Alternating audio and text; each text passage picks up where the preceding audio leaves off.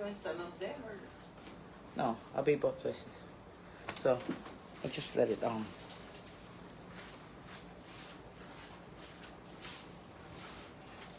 Give you guys some time to get comfortable.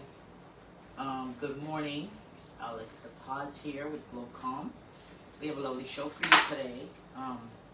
But grab a cold drink because it is hot in Belize, guys. I don't know where you are, what part of the globe, but I know where we are. It is caliente. So I have a lovely guest on today, but I'll give you guys some time to get comfortable. And so yeah, so take your time, and I'll be back in a little bit. If you hear outside noise, that's how we do it in Belize.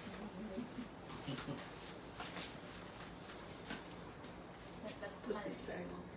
Yeah, that's what it is.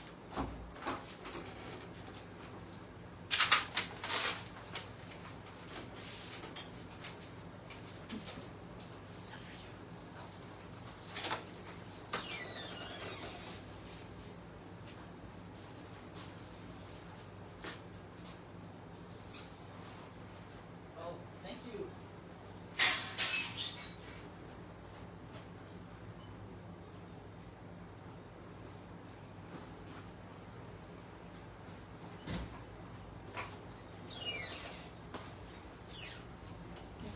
This is for us? Yes, yes. Ooh, nice.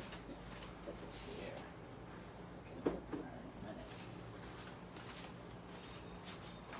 Okay, guys, take your time. Thanks, Letty Vasquez. I know you're just seeing an empty couch right now, but I promise you we are here.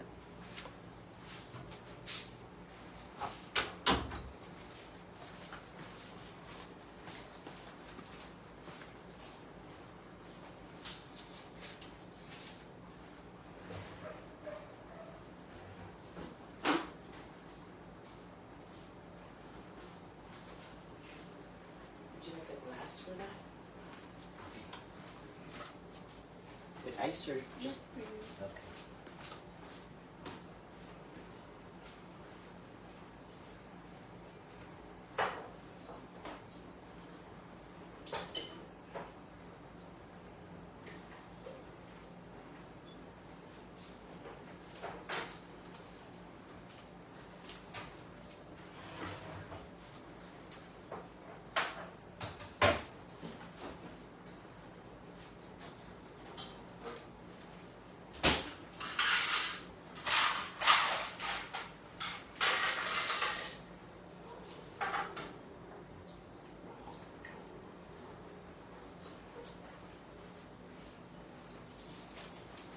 Alrighty.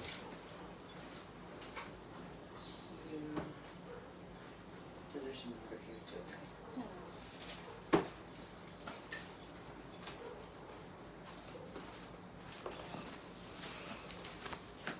Alright, guys.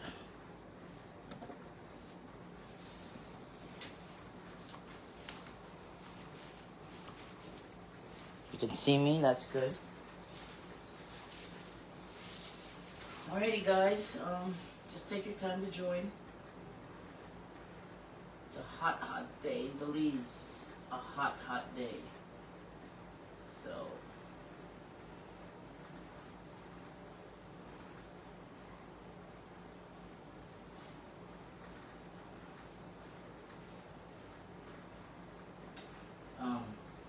we have a lovely guest today, and we will be getting started shortly. But just want to make some announcements real quick. For those of you watching from all over, I just want to say thank you for your continued support to Globecom and the work that we have been doing globally and all over. So you guys know I've been in Belize for a bit, right? It's going on a couple months, and we've been doing wellness tours, we've been collaborating, and our guest today is someone that I am going to be working with a lot in the future to help work towards many facets of issues that are plaguing Belize at the moment. The top on the list, as most of you have seen from the shows we've made and done over the course of the last few months, is on domestic violence. But today our topic is a little bit different. We wanted to take a break and not overwhelm the world too much with this huge issue that plagues us. And today we're going to talk about self-love a little bit and about spirituality and healing. So join us today from wherever you are. Shout out to our patrons for your continued support. If you want to continue to support the work that we're doing globally, and especially now going into 2026 when we pick up the pace, you can reach us at Globcom, www.globcom.org, and you can also email us at globcom4@gmail.com, and you'll be hearing and seeing a lot of us in all our platforms on YouTube, and Facebook, Instagram, and TikTok. We will be everywhere, so be prepared to see us and the great things that we will be bringing to the country of Belize. Alright, so we'll get started shortly. I'm going to be able to see, and I just want to say, if for some reason we can't get back to your questions as we're doing this live, we will get back to them when we see the recording. But we will try our best to see the questions, the response that you give, and we'll get back to them as best we can. That's what we can do for now, okay? So thank you again for joining us wherever you are. And I have a lovely guest. I will introduce her to us shortly, and we'll get started, okay?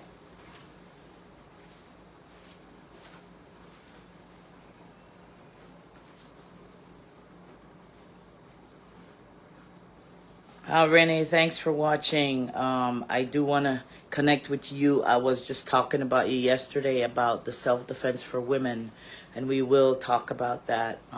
Thanks for watching, and we will get ready now. I'm going to just shift over to our guest here.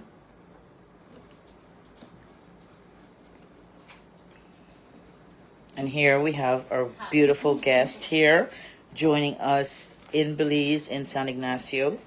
I would like you to introduce yourself. Hi everyone, my name is Giselle Canelo, J-Y-S-E-L-E, P-I-N-E-L-O.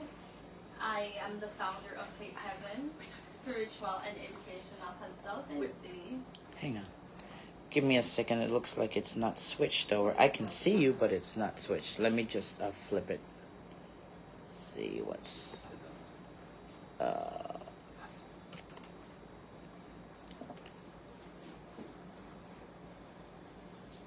Give me a second, guys.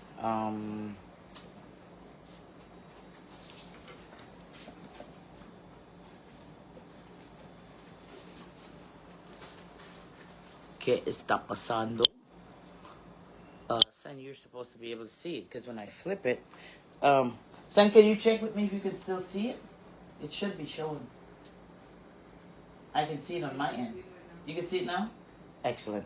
All right, I apologize for that little glitch, but here we go. I would love to introduce our lovely guest here in San Ignacio. Will you please introduce yourself? Yes. As I was saying, my name is Giselle Canelo. I'm the founder of Faith Heavens Spiritual and Educational Consultancy. I'm an educator. I hold a master's degree in leadership and a second one in special education and inclusive education. And so, I'm also a mother of a daughter, a beautiful daughter who has cerebral palsy. And so as it pertains to relating, to women on a whole in different dimensions and different ventures, I'm very versed in, and I would consider myself an all-around type of person.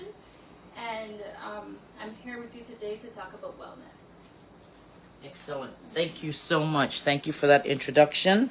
We welcome our guest, and we are very honored to have her join us today on this excellent venture that we are doing. We will be collaborating with her, and you guys will see a lot of her. So this is the first introduction, but I want you guys to get familiar with her face, her name. She is highly credentialed, and I am ecstatic to be able to collaborate with someone of her caliber, and we will be making some major changes in the country of Belize and hopefully globally. Yes. So again, let me just shout people out. Thank you, Ursama, for watching. Lourdes, thanks for watching. You can hear us, you can see us. Excellent. Thank you, guys. I don't know what I would do without people telling me what they can see and what they cannot see. So appreciate that. Let's see. So we're gonna just jump into this. We want to welcome our guests again. Like I said, and the topic is on self-love and wellness. We focus quite a lot on things like, you know, what we've been seeing in the country of Belize recently, which has been like the issue of domestic violence, and we know how heavy that is. So right now we definitely want to take a switch without forgetting that this is existing, but we want to help people realize the pivotal point in self-care. You as a mother of a child with cerebral palsy, I know several people who have children with disabilities, and what that does to the working mom, single mom, having to take care and be the sole provider sometimes. So I just want to start as we get into this segment on a little bit of your perspective as a mom. I know you did that in the introduction, just on how important health and wellness is to you in general as a person, but even more so as a mother of a child with disability. Can you just share a little bit about that? Yeah. As Also, I prefer like speaking to you over here? Yes. You can sit here, Yes. it'd be great for us. Okay, definitely. So I will we do have, that. like, I just want to make a sure. discussion with Yes. everyone. Yes, we will do that. That way, and also you feel more comfortable. Yes. Yeah, like we're just chatting. You got Sorry, it. guys. No, don't be. We're gonna get comfortable. This is gonna be couch talk, guys. Couch talk. So just let me know. You cannot see me. You cannot see either of us. You can see. You can see nothing. What is I think happening? the service, the service, you can stay the service. It's okay. Uh, The service. the service. Oh, you can see it. Yes. But why can't you see it? It just takes a while to load. But Yeah, it's, it takes. It might be. We'll stay. Yes. And she's comfortable with me here too. Yes. Okay. Guys. Go ahead. Yeah. So as you were saying, Uh-huh. my perspective as Yeah. it pertains to wellness and on a whole. Yeah. Well, just specifically when it comes to being the mother of a child with disability. Okay. So being a mom, you know, just for me to give you all like a little story behind who I am in regards to the motherhood that I have experienced, I became pregnant at the age of 18, so I was pretty young at the time, you know. I had recently graduated from high school, but I was still finding my way around as a young girl, as you know. My mom, who is a teacher and educator, and my dad, who was self-employed at the time, they definitely had high expectations for me. So getting pregnant at 18 and having my daughter at 19 was in itself a very unique experience, because the pregnancy aspect of it went very well. But at birth, after delivering her, we found out that she had a different number of symptoms, including the omphalocele, which is the intestines developing outside of her tummy, you know. And so also with that, she had umbilical cord wrapped around her neck like 3 times, and it had a tight knot on it. Oh, wow. And so it stopped her from getting the adequate amount of oxygen that she needed. So having her and delivering her through a normal delivery was very risky. We did not know, because I had my pregnancy induced, you know, so the delivery itself was, you would say, medically forced by professionals, which was awesome, because if they didn't use that method, she could have easily died inside of me. Okay. You know, which could have caused even more harm to both myself and my daughter. Can I interrupt you real quick? So the way you're describing that, is that what they also call the blue baby? Where the cord is wrapped around? I've heard that term before, but I'm not sure if this is... I have not heard that term, but yes, my daughter was born blue. Okay. You know, and so that's a form of what contributed for her to have cerebral palsy, because she had a lack of oxygen to the brain. and because of her condition, which we eventually found out that her chromosome 11 was not attached properly, it is known as Beckwith-Wegman syndrome. And so Beckwith-Wegman syndrome is a condition where it has different symptoms coming together to form this diagnosis, right? And so she had macroglossia, which is an enlarged tongue, bigger than her mouth itself.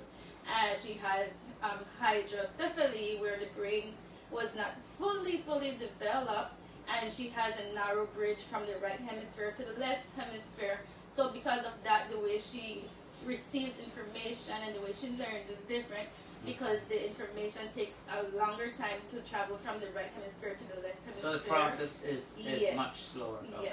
Yes. But she does learn, you know, and she's doing great so far. So like I said, she was a miracle baby. That's great. That's Yes. great. But having her at 19 put me on a, I would say, on a hold from, you know, developing fully as a woman, number one. And two, among society, you know, it was looked at differently Right. in Belize, in Right. Cairo specifically, Mm. because again, being a beautiful young girl, Mhm. you know, people look at you differently, and then having a child with disabilities just adds to Right, the conception right. of what they think or who they think Exactly. Yes. The they are. the stigmas. The stigma around it.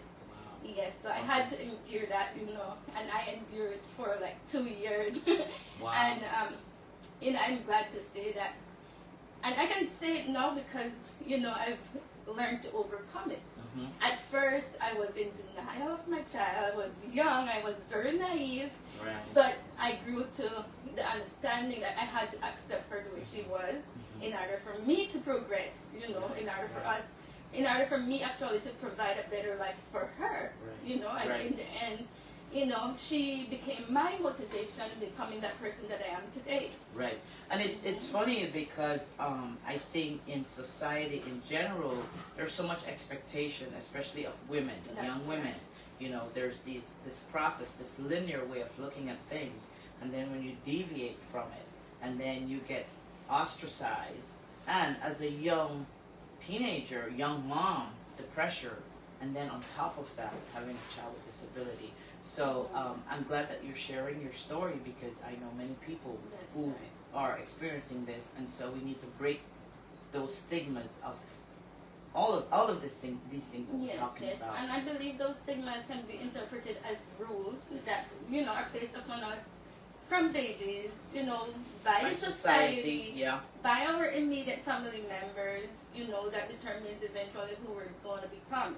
And this is very important when you're talking about the rules of a human being itself, because as a baby we are a blank slate. You know, we were born with so much identity crisis and so forth, but we develop it over the years Right. because of the way society looks upon us. right. And traumas as well, or nurture and nature, or That's- experience. that's So right. the traumas that we experience, yeah. Yes. Thank you for sharing that.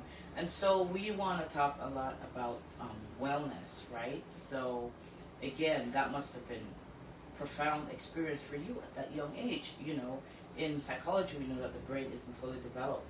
That's right. The prefrontal cortex is not fully developed until now. They even pushed it back to like the age of 25. That's right. So that's when the part of the brain for judgment and decision making is a little bit poor.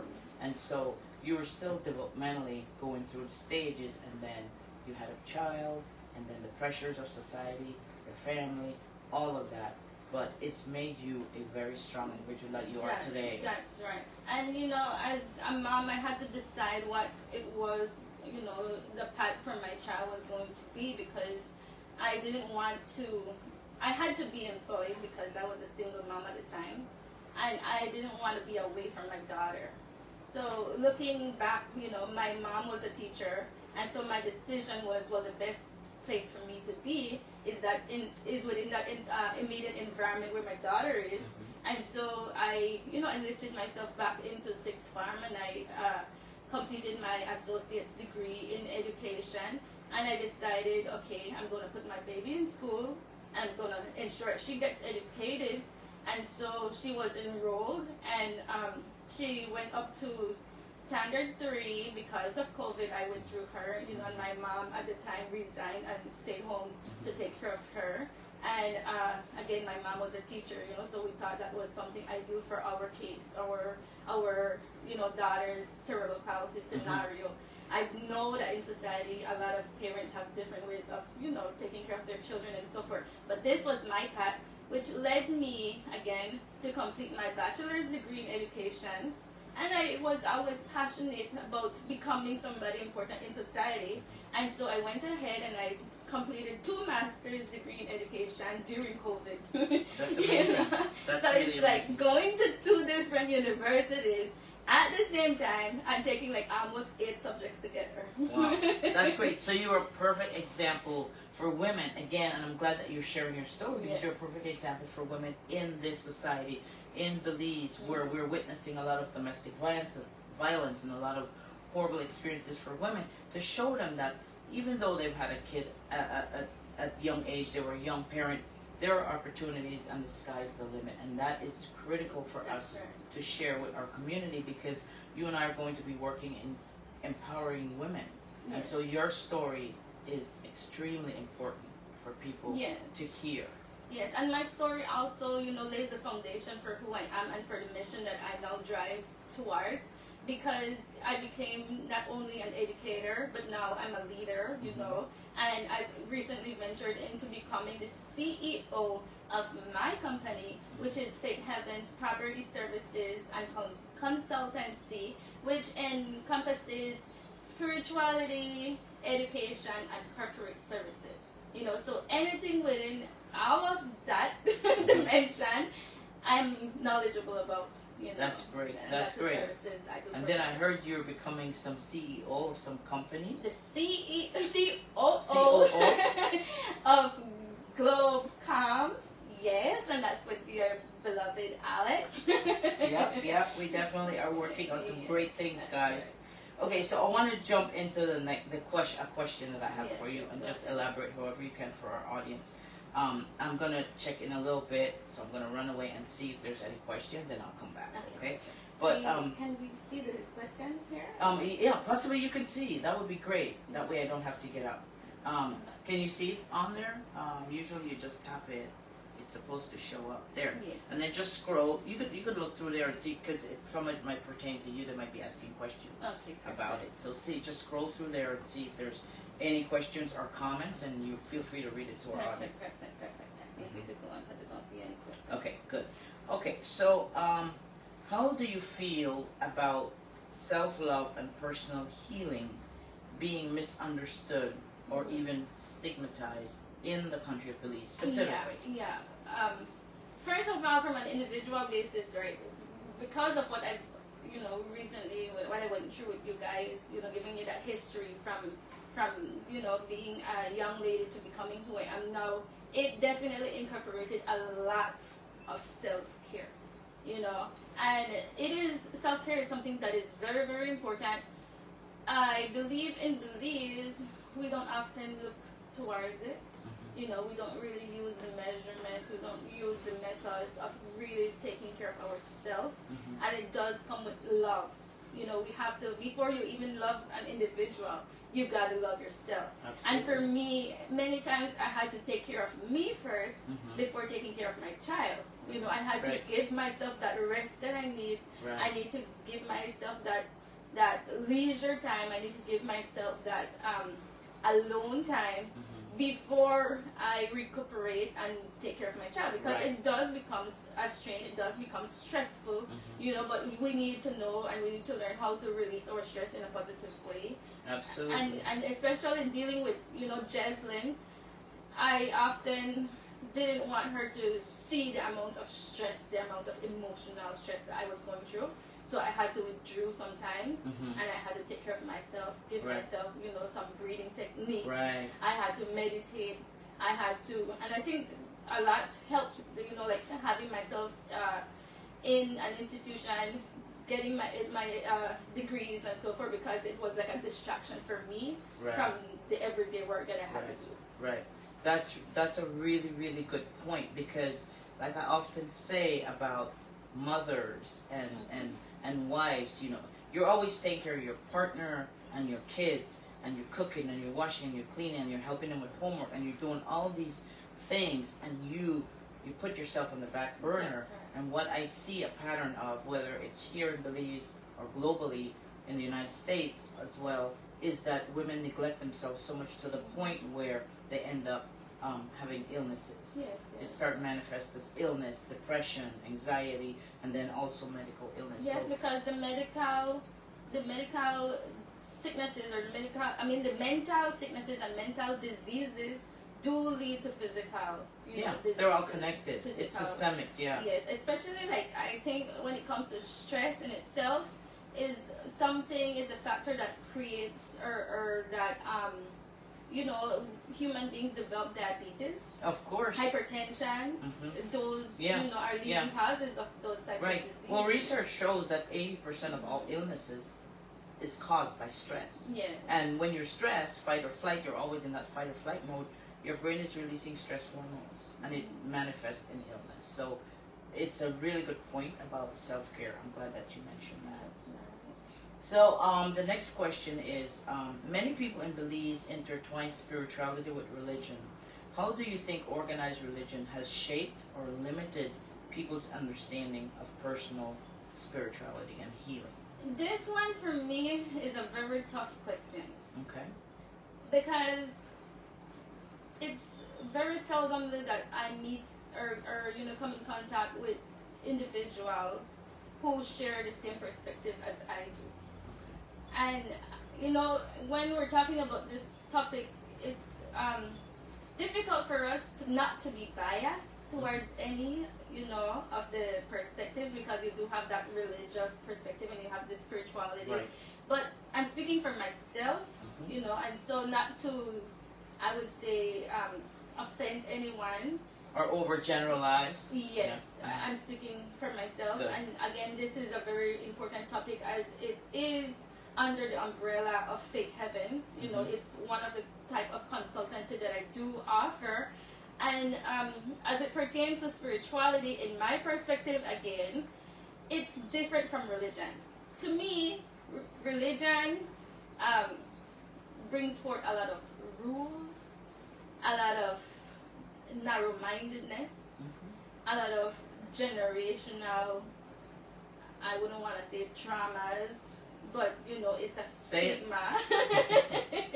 It's a stigma. And being spiritual for me is different because you are not set with any type of rules. You lead by your intuition.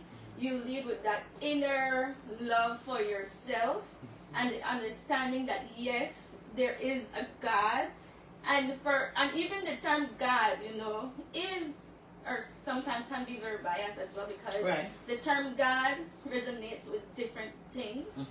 I had asked another spiritualist from a different practice, I would say, because under spirituality too, we do have Of course, different of course. practices, and they said that from the Mayan tradition, the term God was referred to as deities. Okay. So you had leaders, Right. So the term God was actually the religious leaders or the spiritual Right. leaders at that time. And so now, we also do need to be careful when we're having these types of communication, because some people refer to God in the term of the greatest creator. Right. The Right. creator Right. itself.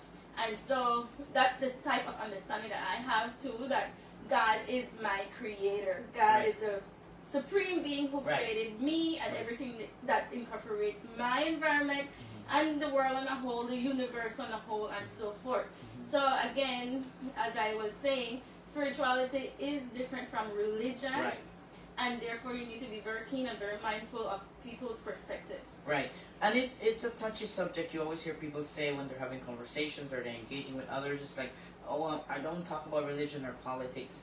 But I think it's something that we need to talk about to understand the difference between spirituality and religion. I always say I'm not religious. I was raised Catholic, but I'm not religious by any means, because a lot of what Catholicism teaches, some perspective of it I can take and apply to my life, but a lot of it I create in my own spirit. I believe in God, a higher Yes. power, higher source, But it's interesting when you talk about deities because it's also with Eastern religion, with Buddhism and Hinduism and Yoruba, which is they talk about the Orishas. Those are deities, but a lot of people think of them as like gods. They're extensions of God. So it's a complicated topic to talk about, and people get so ingrained in a one mind, one way of thinking sometimes that we can look and we could break it down and dissect the horrible things throughout history that have come out of certain organized religions. So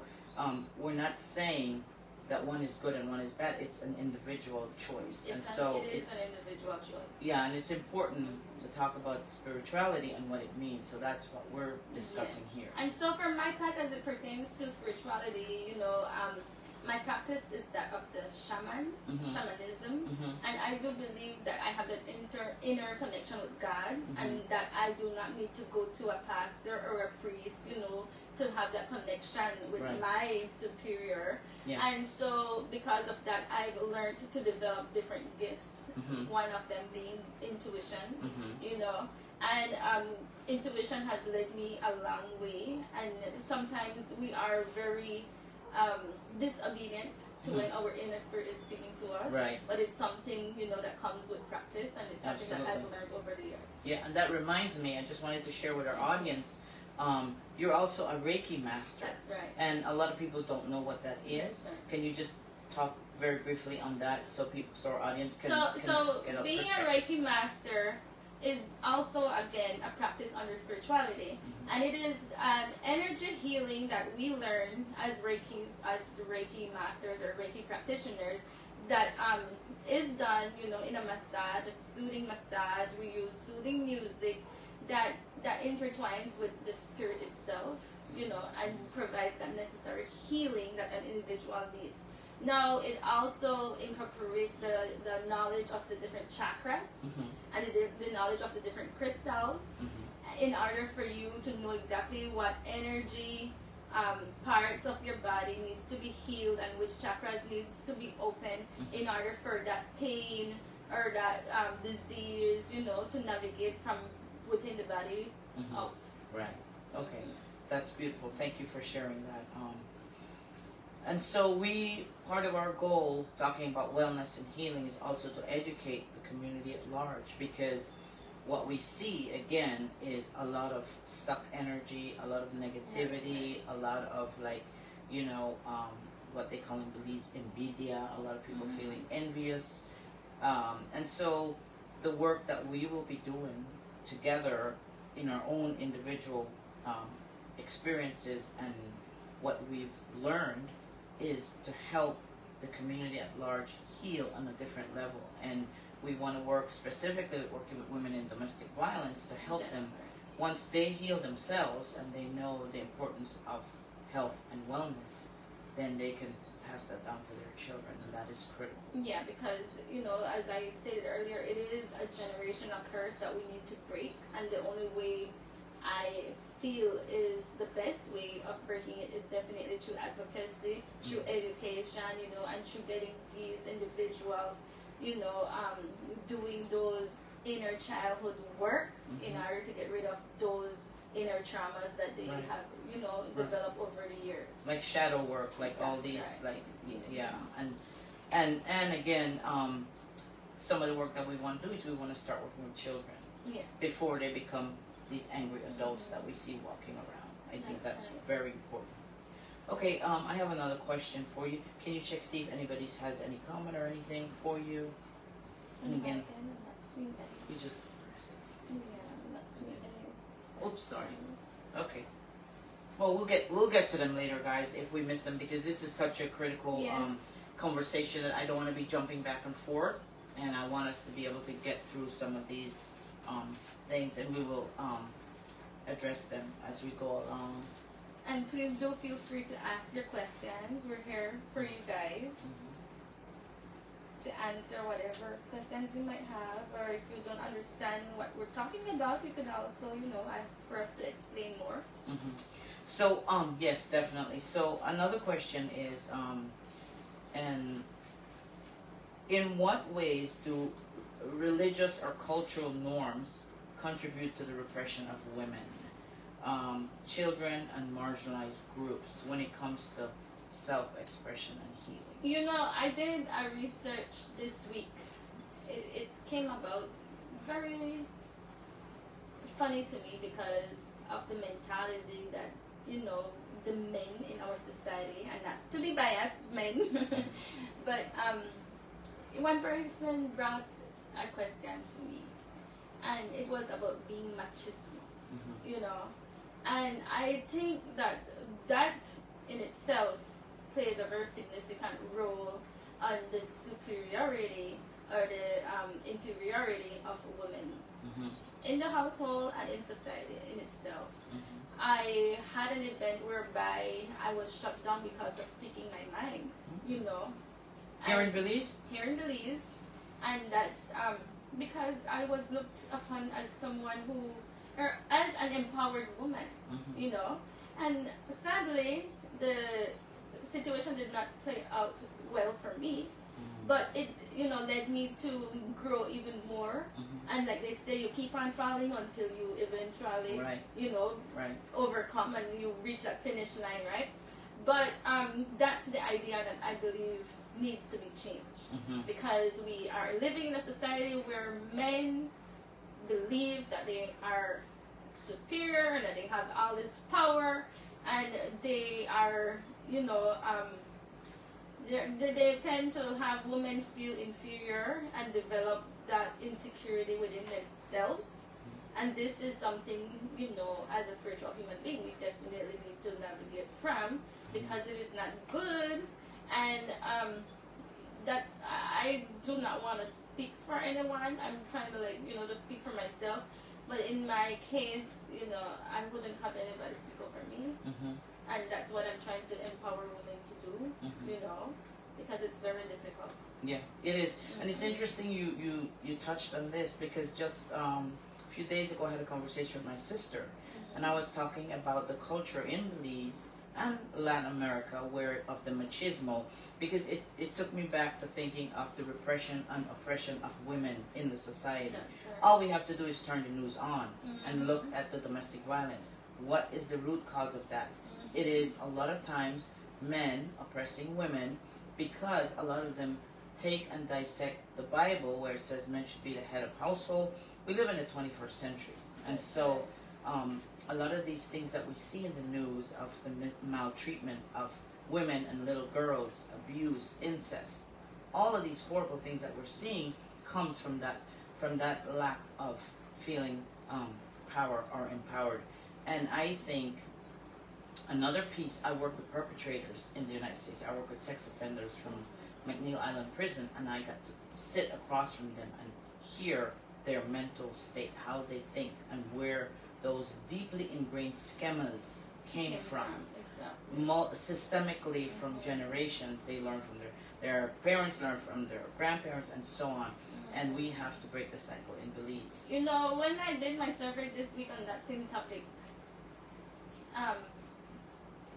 there was one person, and I'm happy for the guys who are in my life, you know, the ones who are my acquaintances, because they gave me wonderful answers. But there was one person's answer who really stood out, and the reason that they find themselves to be machismo or having that masculine energy in a negative way is because of religion. Because for their understanding is that God comes first, then the man, then the woman, and then the children.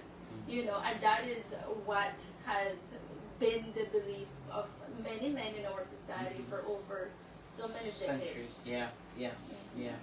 Well, we're hoping to educate, and again, I want to give an example of what happened just recently with the girls who were going for Miss Universe. When they walked out, that is a perfect example. We don't want to get into that, but that's an example of an empowered woman standing up so that her voice will not be silenced. That's right. And I think that is where a lot of times men are intimidated by empowered women, and you know, without being biased, looking at the whole systemic, because we have brothers and uncles and nephews and people and sons, and so we got to start early with them to Yeah. teach them to break that cycle so that they could grow up to be empowered men, Yes. not feeling that they have to have dominance over women to be anything Yeah. bigger than themselves. But And- and it goes back to what we're talking about, which Yes. is self-love. A very confident man will not mistreat a woman, whether it's their child, their sister, their aunt, their mother, their grandmother, and we've seen them. So we don't want to. We're not saying that all men are this way, but we know that in this culture, it is plaguing Belize Yeah. because it's evident in everything that we do and see. Yeah, and it does also, incorporate the teachings of spirituality, because even the Bible says that the spirit has no gender, Mm-hmm. and so we need to understand what it is to be equal human beings. Mm-hmm. And with that also, we need to empower the woman in how to become independent. Absolutely. Because that's one of the reasons why we live under oppression, especially in Belize, because most of the time it's the men who go out and work and bring in the They're money. considered the provider, Yes, the and they don't want breadwinner. their woman to go out and work because of lots of reasons. So being self-sufficient, being independent, Exactly. are values that we need to teach little That's girls right. from the time they are little. How important they are. How they could be doctors and lawyers and psychologists and whatever. That's right. The And sky's that's the where, limit. under Faith Heavens, that corporate training comes in, Mhm. corporate counseling, Yes. corporate consultations, because they need to know how to shift that idea, of not only being an employee, but, being a domestic worker, Right. and being that domestic worker even within the home, because then you have many cases where it's only the woman, all the chores are upon, Geared instead towards- of having equal chores, or Right. instead of sharing the chores and so forth, it's the woman who have that workload. Right. And therefore we need to try to divert that mentality, when it comes to having a successful marriage. Mhm. We have to Absolutely. share responsibilities, Right. and even that financial responsibility we should be sharing. Yes. So it is, something that we definitely need to dive into more, and definitely it does come with education. Absolutely, and I hope that we will bring those changes together, our dynamite merging of the work that I do in America and the work that you're doing in Belize, and we will be able to make some significant changes, Yes. especially around social change. So this is a very important message, and I hope that people are listening, women are listening, men are listening, children are listening, and I hope that our message is loud and clear, that we can all be empowered when it comes, but it starts with us loving ourselves and loving who we are. This is about self-love.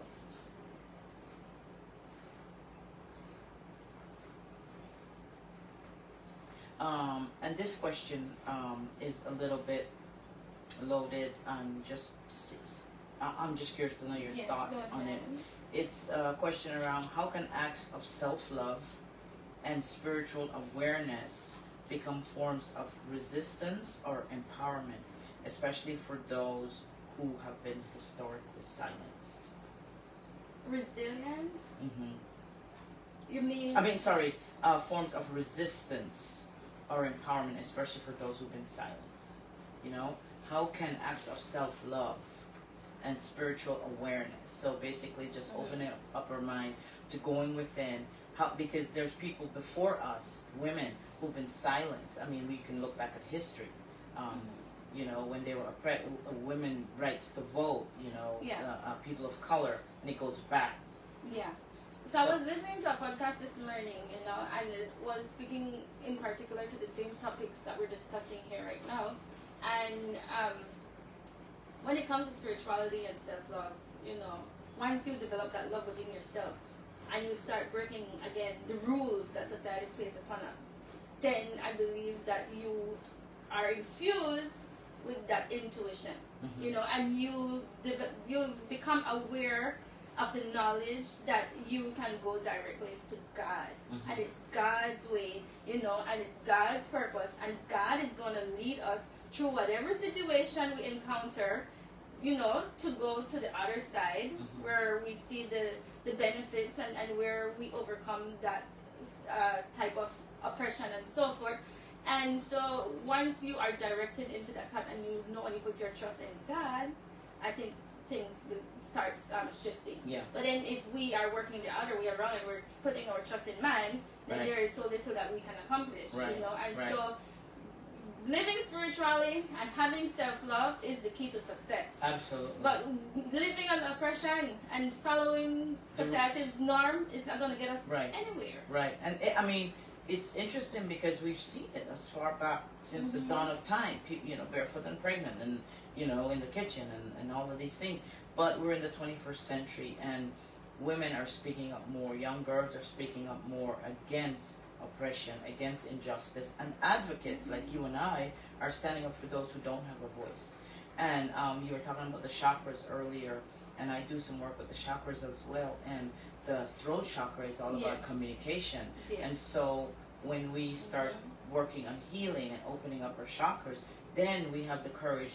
We open the root chakra, so we're grounded, and then we open the communication chakra, so we can speak and not be afraid Yes. to set boundaries about who we are. Yes, and don't forget the crown chakra, because That's that's the- very important. Yeah, that's spiritual. You Yes. know, I had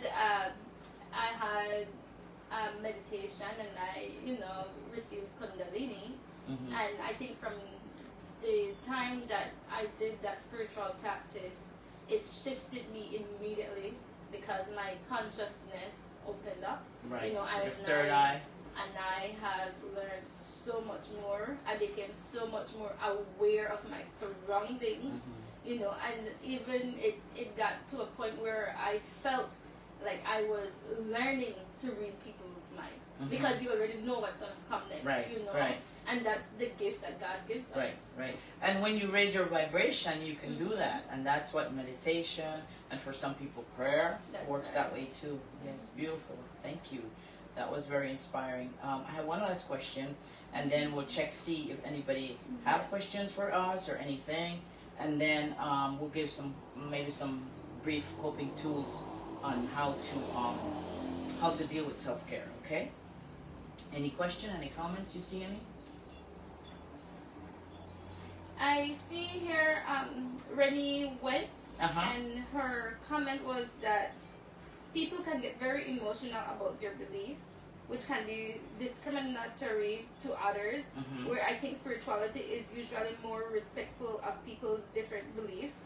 And, as I stated, I did not want to be biased towards anyone's beliefs. Right. And as I said, religion and spirituality, when it comes to that topic, we need to be very, very, very careful, of how we speak.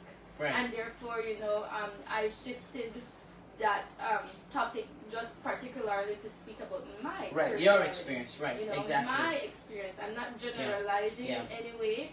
And yes, spirituality does incorporate different beliefs, but the practice itself varies Absolutely. because of the different types of energy healing, the different knowledge you gain Right. out of it, and also, like I said, for me, becoming a shaman, it is something very unique, and I'm very pretty sure that many people don't even understand the word shamanism. We Or can what do a it whole other means. show on that. We can do That's it. right. Renee is a colleague of mine. She's a mental health therapist, and Yes. she's the woman I was telling you that we want to work with. Mhm. So she teaches self-defense to young women. Mhm. So we will definitely have her. She's been on the show a few times, so she's probably commenting in general about how people respond to that. Anyone else?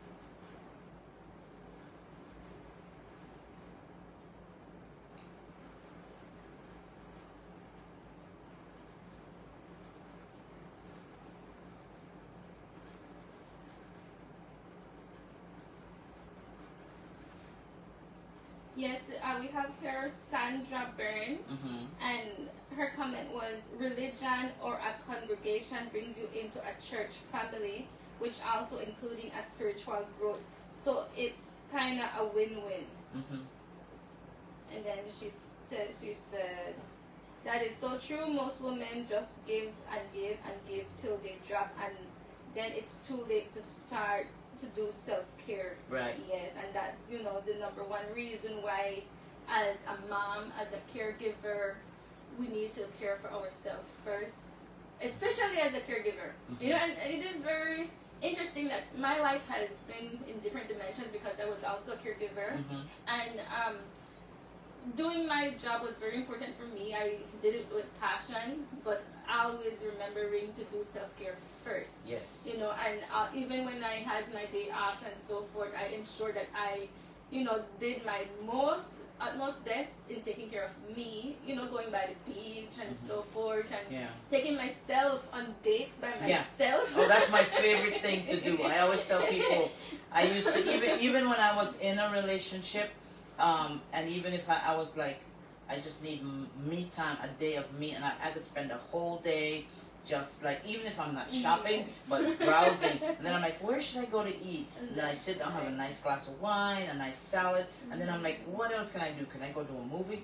Those have been my best experiences. I love going on dates with me. Whether you're in a relationship or not, those things are very important. It is important. It's a big part of self-care.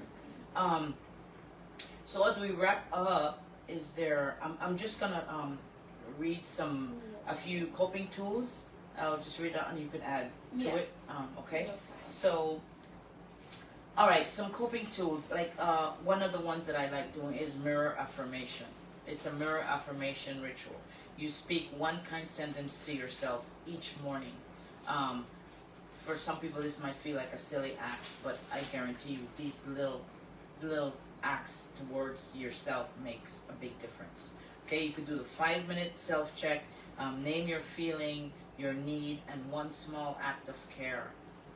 You could touch base, like just ground yourself. I do a lot of grounding exercises where I go outside and I stand barefooted on the grass, and I've been passing this on to my family.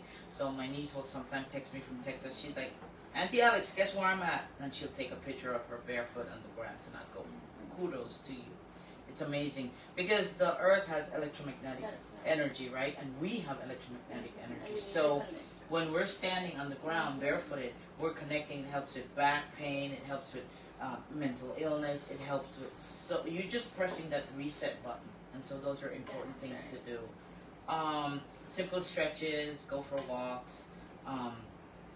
You could write, do journaling, write poetry, or just simple free writing, where I normally do this thing where I start writing and I don't lift the pen up for like 5 minutes. Just write anything that comes to mind. Then when you read it back, sometimes you laugh. You're like, oh my God, this is so silly, but it's good. You're externalizing your emotions.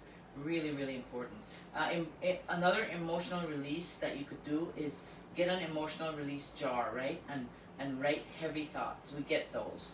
Place them in a jar and release symbolically. So you could, you know, we get negative thoughts. We're human beings. We have days when we're not feeling up to par. So write those down. Put them in a jar. Use that as one of your toolkit. Connecting ritual, you could reach out to one safe person when feeling disconnected. Reach out to that person. You could also do boundary reset, where you're just like saying no. I think that is a real important one because a lot of people carry a lot of guilt where they feel obligated to do things that's against their inner that would do good for themselves, and they're like, oh, I'm going to do it, but I go with my feeling. Even if I have an appointment to do something really important and I don't want to show up 25%. When I show up, I want to be there and I want to give my all. And so those are important things. Is there anything you'd like to add? Yes. I believe, you know, it is very important, you know, for us as a human being, you know, to hug ourselves. You know, that comes with loving yourself and finding that little girl or that little boy within us. You know, because we were there once, you know, and many times we don't do that inner childhood healing, right? And then we are stuck with the inner childhood traumas. Yes. And so we need to be able to release that, and also we need to bear in mind that as spiritual beings, you know, and having that spiritual belief and going through your spiritual journey, you're going to be, you know, put yourself in that environment where people around you don't think alike. And you know, even for me, sometimes I want to have a communication with those in my immediate surrounding, but it becomes very difficult because they're not at that same type of consciousness and awareness that I'm at. Right. So I definitely need to look inside of myself before, you know, outward, that getting that outward healing, or looking for that outward help. Right. You know, most often I need to go inside of me Right. in order for me to feel better about myself. You know, and so it is good for us as well to connect with people around us who share that same type of Right. That energy. like-mindedness. Yeah. You know, yeah. the energy in itself. Because if you're in an environment where you're trying to be positive as you can possibly be, and there are individuals around you who, you know, are toxic. not enlightened, Are toxic. and they have negative energy, you're definitely going to feel Yeah, that you shift. do. Especially people who worked on themselves to grow and to evolve spiritually. We are more intuitive, and you could walk into a room and you could pick up that energy Yes. right away. And so you have to be able to disconnect from that.